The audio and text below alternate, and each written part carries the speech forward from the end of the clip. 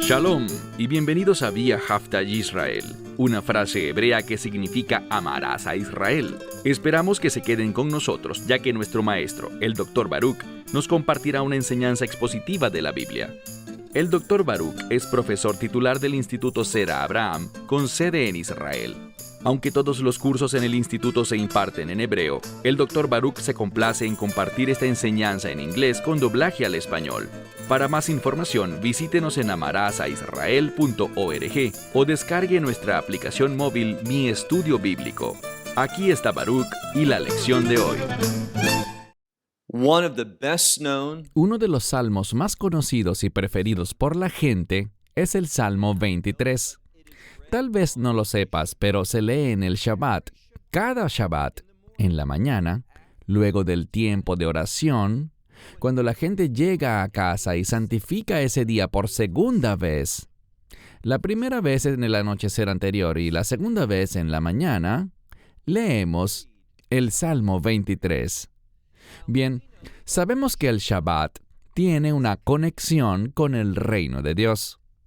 Y cuando vemos el Salmo 23, descubrimos que hay muchas promesas en este salmo que hablan del consuelo de Dios, su compasión, su amor, su liderazgo, su provisión, y todo esto habla del hecho que nuestro Dios es el Rey de Reyes. Y cuando Él dice que hará algo, Él es capaz de llevarlo a cabo y convertir eso en una realidad en tu vida y en la mía. Toma tu Biblia y ve conmigo al Salmo 23. Lo primero que vemos aquí es que este salmo fue escrito por el rey David. Y en el primer verso dice, un salmo de David, y luego David hace una proclamación. Dice que el Señor, Él es mi pastor. El concepto de un pastor en aquel tiempo era de lo más informativo. El pastor era la persona que cuidaba el rebaño. Estaba dispuesto a entregar su vida, y había una relación muy estrecha entre el pastor y todas las ovejas. Como saben, el Mesías enseñó que las ovejas reconocen, pueden discernir la voz del pastor. Y sabían que si se mantenían cerca de ese pastor, habría protección y él los guiaría hacia una buena provisión. Una provisión que les dejaría satisfechas. Esto es lo que David comunica en la primera parte de este salmo.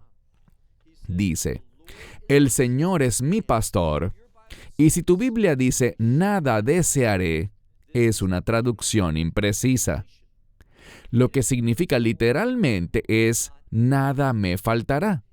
El énfasis no es que habrá un cambio en mí, sino que más bien, el hecho es que Dios es fiel para proveer lo que yo necesito. No necesariamente lo que deseamos. Una de las señales que hablan de un creyente maduro es que más y más ese creyente estará de acuerdo con Dios. Y presta atención a esto. Deseará las cosas que Dios tiene para él. Este creyente querrá lo que Dios quiere y estará de acuerdo con él. Se conformará a una semejanza de pensamiento y perspectiva con el Dios viviente.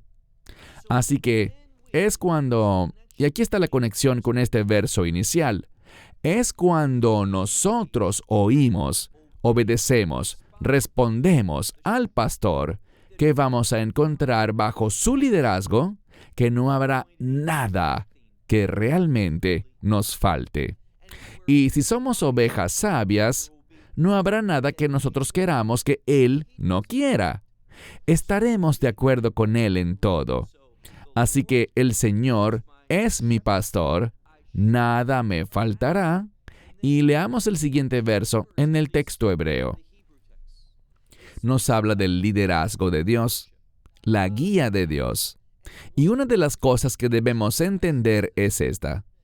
Cuando reconocemos a Dios en nuestra vida, cuando deseamos lo que Él desea, cuando nos sometemos a su liderazgo, experimentaremos su guía.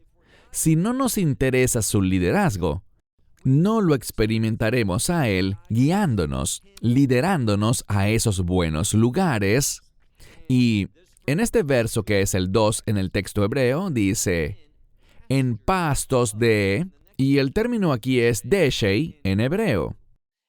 En hebreo moderno significa un pasto hermoso, bien trabajado, donde existe una vegetación que ha sido cuidada con esmero, y para las ovejas, esto representa una buena medida de provisión. Es algo que las dejará satisfechas. Entonces, el Señor es mi pastor, nada nos faltará, y la razón por la que nada bueno nos faltará es porque dice aquí, mira el texto, en buenos pastos, verdes pastos, un lugar muy fértil y bien cuidado, dice, Él me hace, este es David, Él dice que el Señor, mi pastor, me hace recostar. La palabra aquí para recostarse normalmente se refiere justo a eso, a una oveja, o una cabra, o una vaca, algún animal doméstico, recostándose con el propósito, oye bien, con el propósito de descansar y estar tranquilo.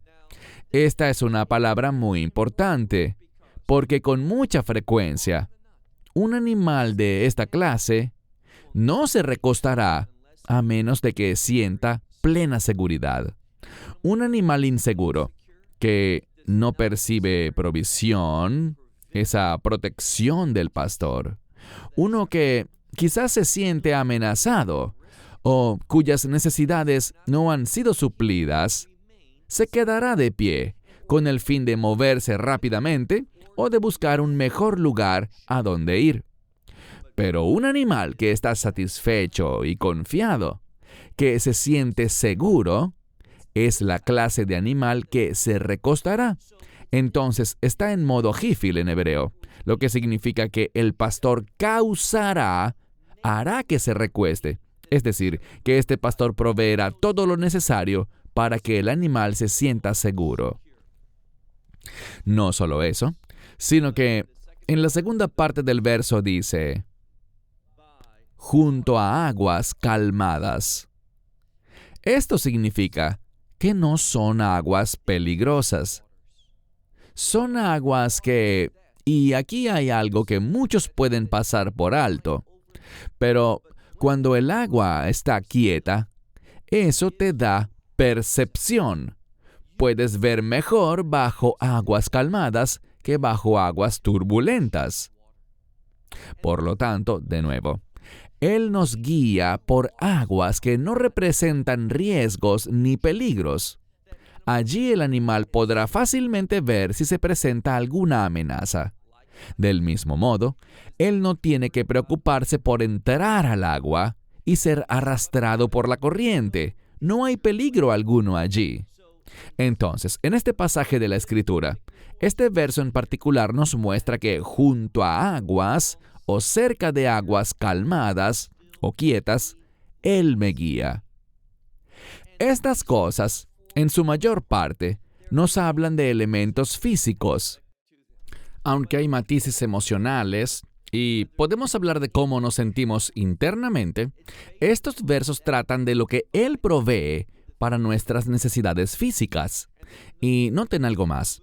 Cuando avanzamos al siguiente verso, vemos aquí, mi alma. Ahora estamos hablando de un aspecto más espiritual.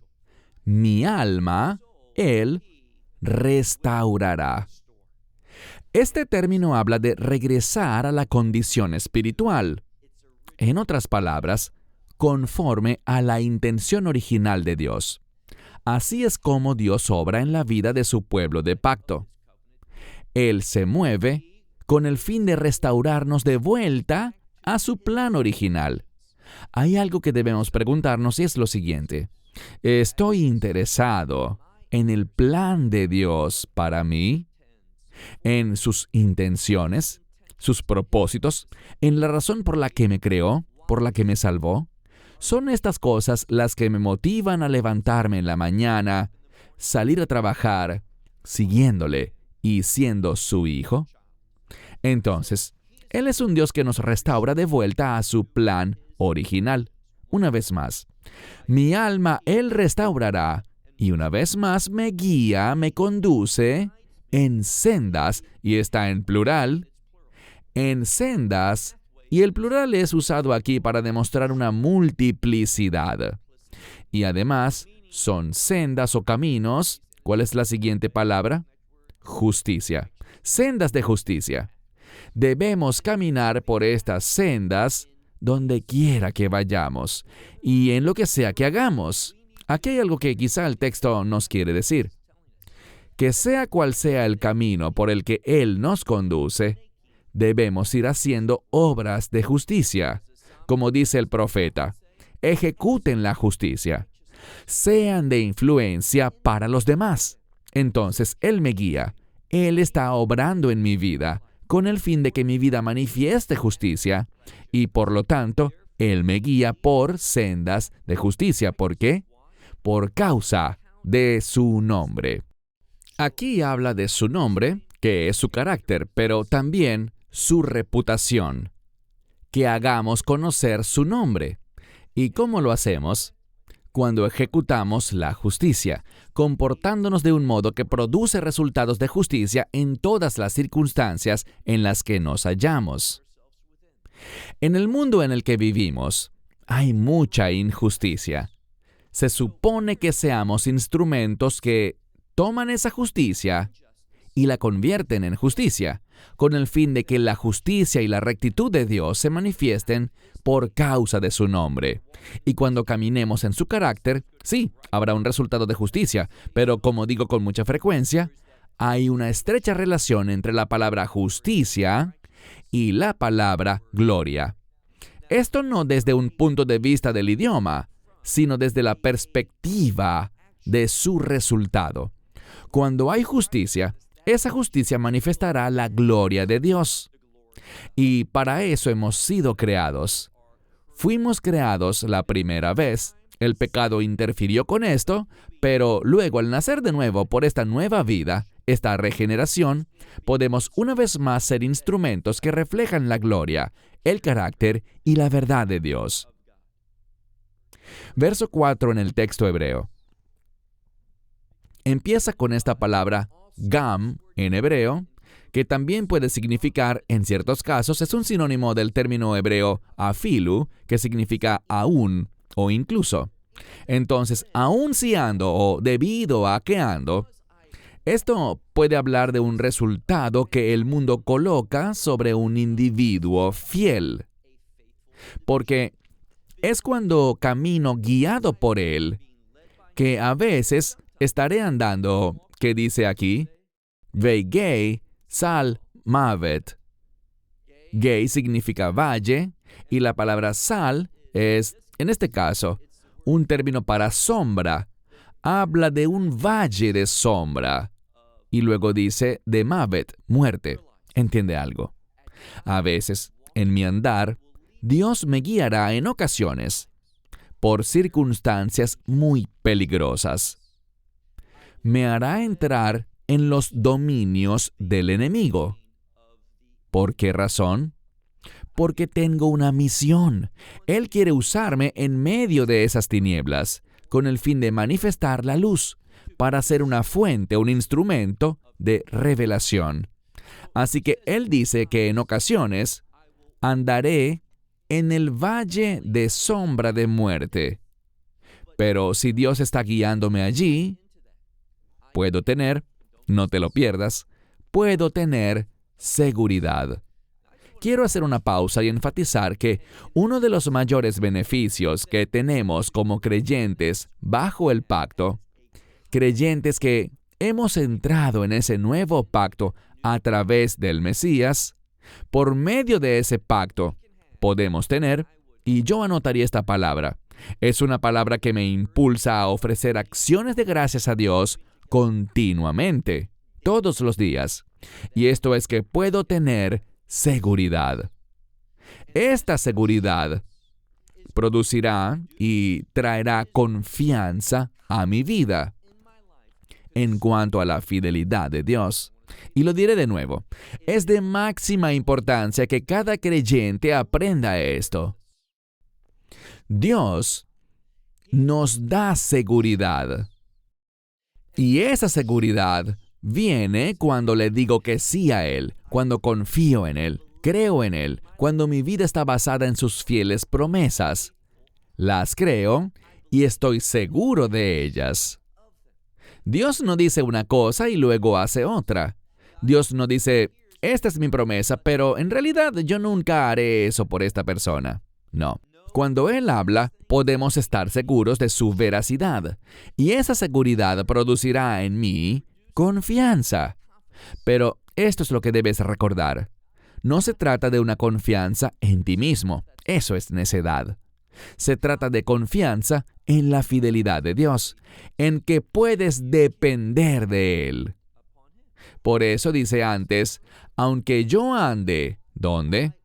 En valle de sombra de muerte, no temeré mal alguno. Ningún mal. El mal es todo aquello que está afuera de la voluntad de Dios. No tengo temor de experimentar algo fuera de la voluntad de Dios, porque Dios me conduce en su voluntad, y en su voluntad puedo esperar con certeza su provisión. Por tanto, no temeré mal alguno. Y aquí está lo maravilloso, sigue leyendo. En la última parte del verso 4 dice, porque tú, y este tú se refiere a tú, oh Dios, mi pastor, mi salvador, mi Señor. Dice, porque tú estás conmigo. Noten esto. No malinterpretemos ni apliquemos mal el texto, porque lo que está diciendo aquí no es que donde quiera que yo vaya, Él estará conmigo. La palabra de Dios no dice eso. Ahora, Él nunca nos dejará ni nos abandonará. El Espíritu Santo no se apartará de un verdadero creyente.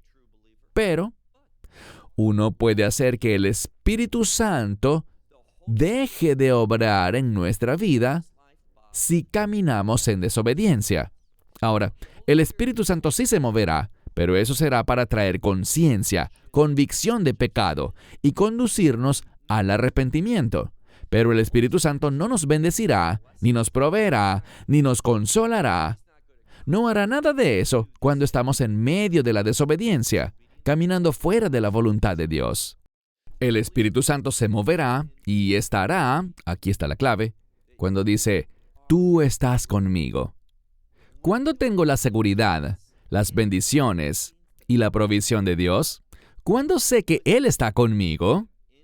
Cuando yo estoy en su voluntad, deseando, anhelando cumplir su propósito. Solo cuando ese es mi deseo, el cual debería ser el deseo de todo creyente. El texto habla de que nuestro corazón sea establecido por Él. Y cuando yo tengo un corazón que ha sido establecido por Él, lo que Él quiere, sus deseos, serán los deseos de mi corazón. Es lo que vemos en la Escritura cuando dice que Él me dará, Él pondrá en mí sus deseos, de modo que tendré en mi corazón los deseos que le pertenecen a Él. Cuando ese es el caso, no solo desearé su voluntad y me comportaré de manera que le agrada a Él, sino que seré receptor y podré tener confianza en la provisión de Dios. Y por lo tanto, tal como dice aquí, no temeré mal alguno, porque tú, dice, tú estás conmigo.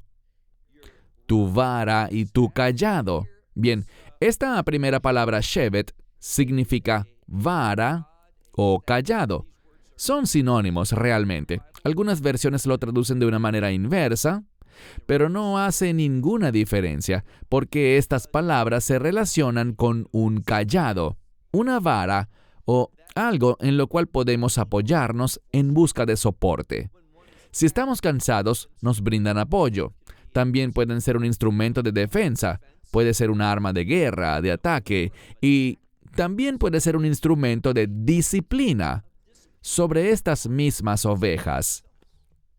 Lo que dice aquí cuando utiliza estas dos palabras, tu vara y tu cayado, ellas me infunden aliento, o como leemos aquí, noten lo que dice, tu vara y tu cayado me consuelan. Es decir, esta palabra para consolar tiene que ver con traer algo que esté en línea con los propósitos y la voluntad de Dios. Así que Dios me defenderá cuando necesite defensa. Me disciplinará cuando necesite disciplina. Irá a la guerra por mí cuando el enemigo venga en mi contra. Todo esto, Dios, con su vara y su cayado, nos brinda su consuelo porque Dios los usa para ministrarme y obrar en mi vida, saliendo a la batalla en mi situación, de modo que Él me conduzca a donde Él quiere que esté. Veamos ahora el versículo 5. Y quiero traducir este versículo 5 de manera muy literal. Taroch lefnai, shulchan neged, tzoreai. Literalmente dice, tú preparas o tú arreglas. Y probablemente sea mejor decir, tú arreglas delante de mí, lefanai, ante mí, shulchan, una mesa. Y la siguiente palabra, neged, significa en contra o delante. Y lo que quiere decir es esto. El enemigo, leámoslo todo, normalmente se traduce, aderezas mesa delante de mí, en presencia de mis, noten lo que dice, de mis enemigos, en plural. El mensaje es el siguiente. Cuando los enemigos, y está en plural porque son muchos, múltiples, cuando los enemigos están en mi dominio, donde yo estoy, en mi ubicación, eso no debería causarme temor. No debería hacerme sentir fracasado y deseando huir en derrota, sino que podemos estar seguros de que Dios todavía puede ministrar y proveer, porque Él puede nutrirnos en medio de todo esto. Y algunos dirían que esta mesa tiene que ver con un banquete, no solo una comida sencilla que Él me dará en medio de esto, sino que puede estar relacionado con el concepto hebreo de seudá, que es un banquete importante, una comida que tiene un propósito. Así que el mensaje es este. Aun cuando los enemigos me rodeen, eso no es causa de ninguna manera, y quiero esto decirlo una vez más, eso de ninguna manera impide que Dios me provea y haga lo que Él quiera en mi vida. Por tanto, leemos. Preparas delante de mí una mesa en contra o en presencia de mis enemigos, y tú me unges con aceite. Esta palabra para ungir tiene que ver con derramar aceite de forma muy abundante. Está relacionada con la grosura de la tierra. Se usa de esa manera solo para hablar de abundancia, de lo que es bueno. Y el propósito aquí no es tanto lo que usualmente pensamos cuando escuchamos el concepto de unción, que somos ungidos por el Espíritu Santo, o sea que somos empoderados, provistos, iluminados. Claro que Dios hace todas esas cosas. Pero aquí, lo que Dios está diciendo con este concepto de unción no es tanto la unción del Espíritu Santo para un propósito ministerial, sino su unción, en este contexto, habla de ser ungido para recibir consuelo. Es tener ese aceite, esa fina fragancia que desciende sobre tu cuerpo. Se siente bien. Te conforta físicamente y también emocionalmente. Es además un ungüento que te restaura. Lo que el texto está diciendo aquí es que aún en medio de los ataques del enemigo, Dios todavía puede bendecirnos, proveernos, mostrarnos ese placer abundante que Él derrama sobre nosotros. Así que, unges mi cabeza con aceite, y noten que el contexto aquí dice, kos reviá. Kos es una especie de vasija, un recipiente que contiene algo. Quizá tu Biblia diga mi copa, y es una copa que la mejor manera de expresarlo sería está saturada. Por eso tradicionalmente se traduce como mi copa está rebosando. Habla de la abundancia de la provisión de Dios para hacernos sentir el amor de Dios, el cuidado de Dios, la provisión de Dios que satisface. Y todo esto dice que Él es capaz de hacerlo, mientras el enemigo aún sigue con sus propósitos. En otras palabras, Dios puede protegernos de todos los ataques del enemigo al mismo tiempo que continúa ministrándonos. Bien, en medio de esto, debemos pensar, ¿por qué Dios hace todo esto? Y ya lo hemos comentado. La razón es para que podamos adorarle. Tú nunca, presta mucha atención, tú nunca jamás estarás en una situación. No hay nada que pueda suceder en tu vida que te impida que adores a Dios. Aquí está la principal enseñanza del estudio de hoy.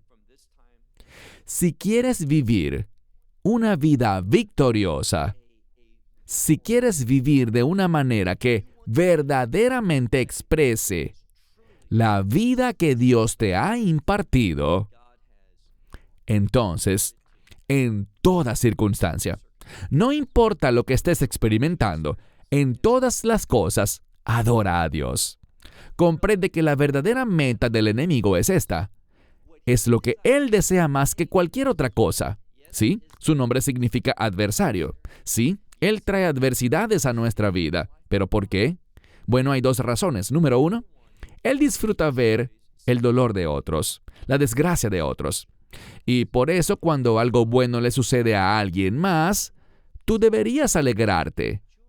Si por el contrario te sientes mal, eso habla de tu inseguridad y tienes que orar por eso y decirle, Dios, cámbiame, porque no estoy actuando como un hijo que refleja tus atributos, tus pensamientos, tus perspectivas y cómo tú ves las cosas.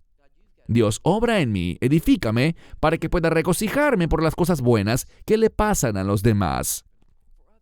Satanás solo se regocija cuando a otros les pasan cosas malas, porque él piensa que la derrota de los demás lo exalta a él. ¡Qué manera tan horrible de pensar! En segundo lugar, y aquí está el meollo del asunto, Satanás quiere que dejes de adorar a Dios. Así que no importa lo que esté ocurriendo en tu vida, incluso cuando fallamos gravemente y nos sentimos tan indignos de adorar a Dios, y lo somos, adórale de cualquier manera, porque en realidad siempre seremos indignos de adorarle. Así que si fallamos en cosas graves, o en otras no tan graves, no hay diferencia. Sigue adorando a Dios. Nunca dejes que nada, grande o pequeño, te impida adorarle. Si puedes llegar al final de tu día diciendo, adoré a Dios, le alabé, le di gracias. Sí, estoy sufriendo, o sí, me falta esto, lo que sea. Si continúas adorando a Dios, vas a ver el poder de Dios entrar en tu vida para traer un cambio en tus circunstancias, y podrás tener un gran testimonio por la obra de Dios para compartir con otros. Bueno, lleguemos al final del texto. Último verso que en el texto hebreo es el verso 6. La palabra hebrea aquí es aj. Puede significar pero o ciertamente. Es una palabra que hace enfático lo que viene después, lo subraya, lo resalta. Y dice, ciertamente, Tov va Gesed. Tov es la voluntad de Dios. Normalmente traducimos esa palabra como bien o bondad, pero es solo otro ejemplo de que lo que es bueno es la voluntad de Dios. Experimentamos la bondad de Dios en su voluntad. La razón por la que la siguiente palabra es Gesed, la gracia de Dios, como dice, ciertamente el bien y la gracia, es que yo nunca podré cumplir la voluntad de Dios si no me aferro primero a la gracia de Dios. Así que dice, ciertamente el bien y la gracia, y esto es de Dios, me perseguirán. No tienes que preocuparte por la voluntad de Dios. Él te la hará conocer. Ella te perseguirá. Y con ese conocimiento de la voluntad de Dios, Él suplirá gracia. Y como digo con frecuencia, sí, la gracia es el elemento que nos salva. La gracia está relacionada con la misericordia. La gracia es necesaria para experimentar el perdón. La gracia está allí para producir la regeneración en nosotros. Pero la gracia también obra en nuestra vida para conducirnos a la voluntad de Dios. No solo que tropecemos con ella, sino que tengamos la provisión necesaria para cumplir esa voluntad. Así que dice, ciertamente el bien y la gracia me perseguirán todos los días de mi vida.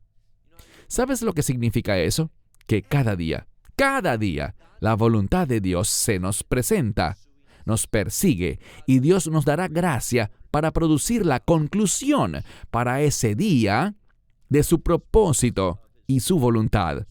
Así que ciertamente el bien y la gracia me perseguirán todos los días de mi vida, para esos que tengo vida, para poder cumplir su voluntad. Y entonces yo, noten el destino que tenemos. Entonces yo, esta es una promesa, debemos afirmarla, tenemos seguridad en cuanto a esto. Entonces yo habitaré en la casa del Señor.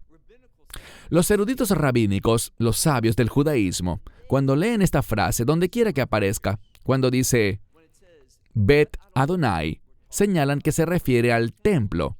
¿El lugar de qué? De adoración. Dice que habitaré en la casa del Señor, ¿para qué? Para adorarle. Y esta es mi eternidad.